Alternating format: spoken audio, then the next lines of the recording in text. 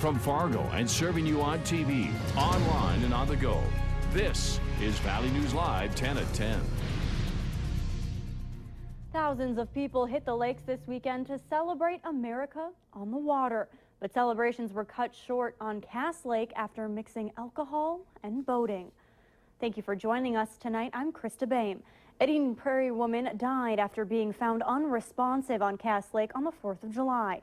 And the man behind the wheel of the boat she was on is suspected of driving under the influence. 50-year-old Brenda Larson was riding in a boat driven by 45-year-old Matthew Kinghorn of Minnetonka. Larson, Kinghorn, and a 4-year-old were all thrown from the boat. Kinghorn and the child were rescued by fishermen passing by. Larson was found in the water but was not breathing. She was taken to a hospital where she was pronounced dead. Kinghorn was arrested on suspicion of boating while intoxicated and is being held at the Beltrami County Jail. There may be repercussions from a parade in southern Minnesota where a Confederate flag was flown from a fire truck. Brian Nilsson, a southern Minnesota volunteer firefighter, is suspended after flying a Confederate flag from the back of a Heartland Fire Department truck during a parade. Nilsson is also an EMS with the department, whose chief suspended him today. He says the chief is upset about all the negative attention the town is getting, and if the department asks him to resign, he'll do it. Nelson also says he's not for slavery or a racist, but feels political correctness is effectively changing the country's history.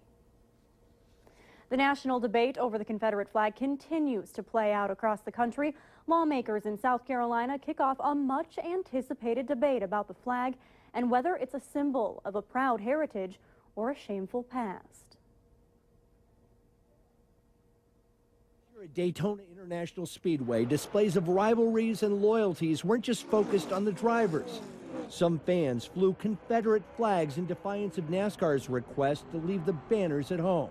On this Independence Day weekend, there were rallies for and against the Confederate flag, each side seeing very different meaning in this potent symbol. While the debate over the flag has been raging for years, the Charleston Church Massacre has provided a moment for Southerners to revisit the flag's history and its meaning in the 21st century.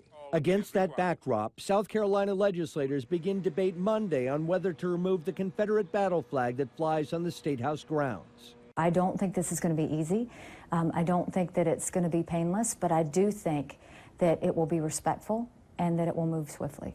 No matter what the decision, some are ready to defend this flag as part of their heritage.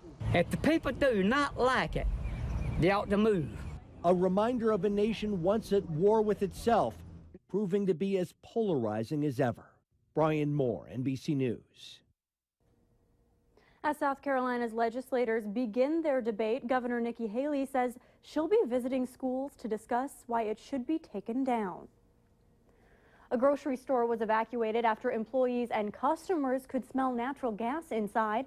The Family Fare supermarket in Moorhead along 8th Street was evacuated around 4:30 this afternoon. Fire crews found a cooler on the roof leaking a large enough amount of natural gas to cause the evacuation. Shoppers and employees were able to head back inside a few hours later.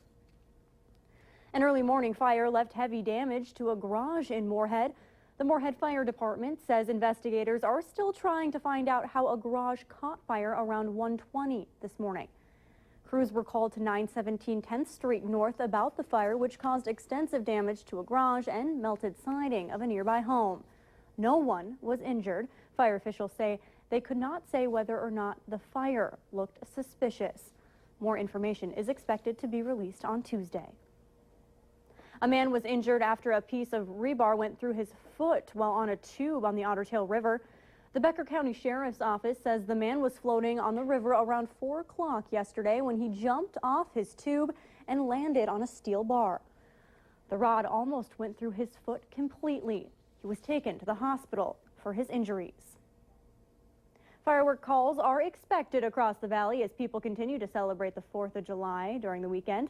Law enforcement agencies say overall, the night was relatively calm. Moorhead police say they received around 30 calls between 8 p.m. last night and 11 this morning. In West Fargo, fireworks were allowed from 8 a.m. to midnight on the 4th. Police responded to 8 calls about the explosives there. The Becker County Sheriff's Office says it was a typical 4th of July, with officers responding to around 5 calls in Becker County and 10 to 15 in Detroit Lakes. In Grand Forks, the police department answered 34 overnight calls, and Fargo police responded to the largest amount of calls overnight with 60.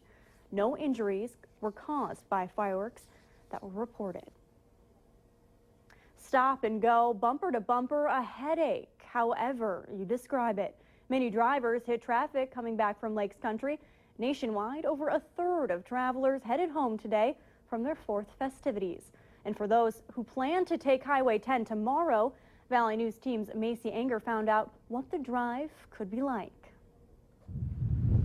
I know it's 4th of July and everything, but wasn't expecting this bad. These 3 motorcyclists pulled off the road to try to wait out the congestion. Yeah, the bikes are going to overheat if we wait too long in traffic. Construction on Highway 10 created a backup in Detroit Lakes as many people headed back toward Fargo. Sure, it'll be 10-15 minutes easily. We decided to go through it ourselves and see how long it took to get through. Timing it, the few-mile stretch of construction with 2 stoplights took about 12 minutes. I just felt like going back, find a different detour, but I was already here, so why not stick with it? For those heading toward Detroit Lakes, it's a different story. Today is real good so far. I'm coming from Fargo going to the lake, so far it's real good. But some drivers say there's a silver lining. From what the sounds of, I think it's going to help the community for not having to go onto the Highway 10 to get through to Walmart and everything else like that.